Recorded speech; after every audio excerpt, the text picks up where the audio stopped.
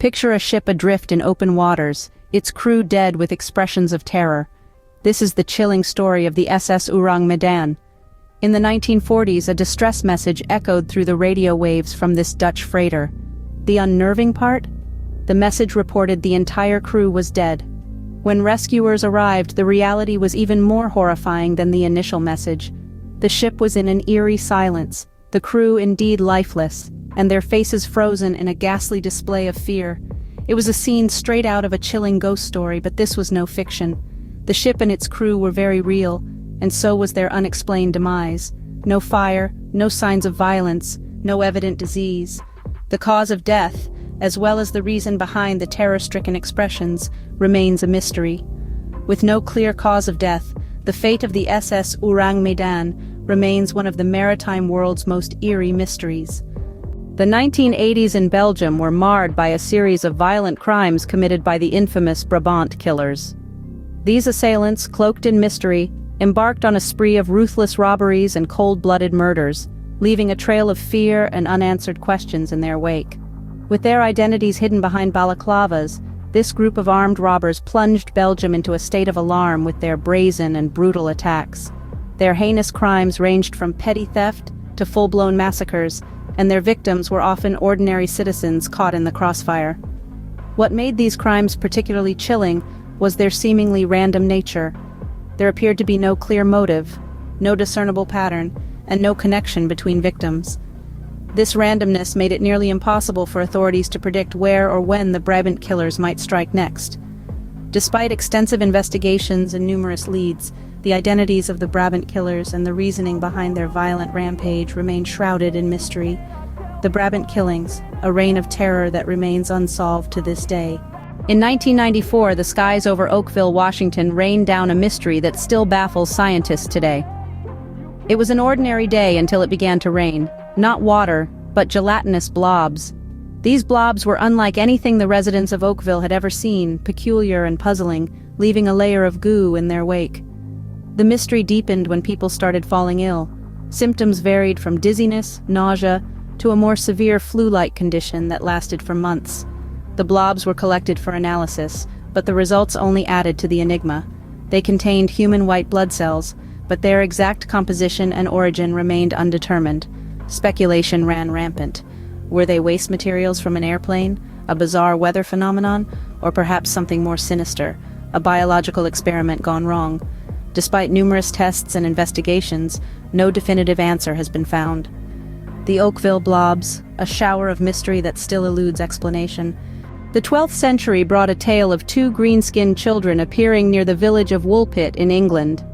Imagine the astonishment of the local villagers when they encountered these peculiar youngsters. Their skin had a strange green hue, a sight never before seen. The children spoke in an unknown language, their words sounding otherworldly to the ears of the villagers. But the most intriguing part of their story was their claim of originating from an underground world. They described a land of perpetual twilight, a place where the sun never shone brightly, but existed as a mere shimmering twilight on the horizon. Questions swirled around the village. Who were these children? Where did they come from? How did they end up in Woolpit? The mystery deepened as the years went on, and despite numerous theories, the origin and story of these green children remained shrouded in the mists of time. The Green Children of Woolpit, a centuries-old enigma yet to be deciphered. In the 1940s, the town of Mattoon, Illinois was terrorized by an unknown assailant known as the Mad Gasser. This ominous figure was reported to have carried out a series of gas attacks, leaving residents in a state of fear and confusion. Victims spoke of feeling weak, nauseous, and experiencing paralysis upon exposure to the mysterious gas. Despite extensive investigations, no physical evidence was ever found. The identity of the Mad Gasser was shrouded in mystery. Was it a rogue chemist, a disturbed individual, or perhaps a figment of collective hysteria? Theories abound, but none have been proven. The motive behind these attacks is equally baffling. Why would someone instill fear in a small Midwestern town with no apparent gain? Was it for pleasure, revenge, or a twisted scientific experiment? These unanswered questions have turned the Mad Gasser of Mattoon into an enduring enigma, a chilling reminder that sometimes the most terrifying threats are those we can't see or understand. The Mad Gasser of Mattoon, a toxic mystery that remains unsolved. In the year 2000, 9-year-old Asha Degree vanished from her home in North Carolina, leaving behind a trail of unanswered questions. It was a normal February day when the young girl was last seen by her parents, tucked safely into her bed. However, in the early hours of the next morning, Asha was gone. Her parents woke to an empty room, her bed untouched and her window slightly ajar. A desperate search began, involving local volunteers and law enforcement. It wasn't long before they discovered Asha's backpack, buried along a nearby highway. But this only deepened the mystery. The bag contained Asha's personal items, but no clues as to her whereabouts or the circumstances of her disappearance. Despite extensive searches and public appeals, Asha's fate remains unknown. Over 2 decades later, the case of Asha Degree remains open, the hope of finding her never extinguished. The disappearance of Asha Degree, a heartbreaking mystery that still haunts us. The 19th century Franklin expedition set out to navigate the Northwest Passage, only to disappear without a trace. This voyage, led by Sir John Franklin, embarked with 2 ships, the HMS Erebus and HMS Terror. The expedition's goal was to chart the last unexplored section of the Northwest Passage, but the ships and their crew vanished, leaving behind a mystery that has intrigued historians for over a century. Recent evidence suggests that lead poisoning could have played a significant role in the crew's demise. The ship's provisions, stored in lead-soldered cans, might have slowly poisoned the men, leading to physical and mental deterioration. Add the harsh Arctic conditions to the mix, and survival would have been a daunting task. The discovery of the wrecks of the Erebus and Terror in the 21st century has revived interest in the doomed expedition. Despite these finds, the exact fate of the Franklin expedition remains shrouded in mystery. The Franklin expedition, a chilling tale of exploration turned tragedy.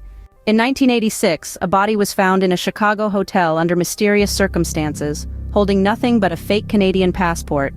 The man, who later became known as the Wacker Case, remains an enigma. His life was abruptly ended, not by natural causes, but rather through poisoning.